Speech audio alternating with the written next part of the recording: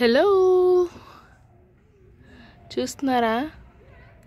ఏంటి చెప్పండి, ఇది ఇంత లావుగా ఉంది. బాహుబలి తోటకూర అండి. చూసారా దీని కాండం ఎంత లావుగా ఉందో? దీన్ని పెరుగు తోటకూర అంటారు. ఈ కాండంతో ములక్కాడల పులుసు ఎలా పెడతారు, అలా పెడతారన్నమాట. ఈరోజు హార్వెస్ట్ చేశాను కొన్ని. చూడండి, ఈ కాడలతో నేను ములక్కాడల పులుసు పెట్టినట్టు పెడదామని ట్రై చేస్తాం అనుకుంటున్నాను ఈరోజు. అందుకే ఇవన్నీ తీసి పక్కన పెట్టాను.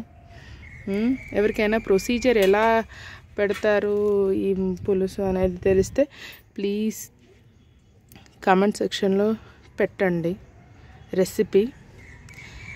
నాకు చాలాసార్లు ఇలా పెరిగింది కానీ ఎప్పుడూ ట్రై చేయలేదు ఆ కాండంతో పులుసు పెడదామని. ఈసారి ఎందుకో ట్రై చేయాలనిపిస్తుంది. తెలిస్తే మటుకు కంపల్సరీ చెప్పండి, తప్పకుండా ట్రై చేస్తాను. Thank you. చూసారా, ఈ కంటైనర్లో మొత్తానికి ఒకటే ఉందన్నమాట యాక్టివ్ ప్లాంట్.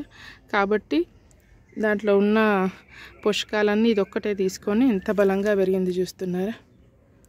ఇంతకంటే ముందు ఇలాంటివి చాలాసార్లు మీతో పంచుకున్నాను కదా, ఇలాంటి బాహుబలి తోటకూరలు. ఆ కాడలతో నేను ఎప్పుడూ ట్రై చేయలేదు, ఈసారి చేద్దాం అనుకుంటున్నాను.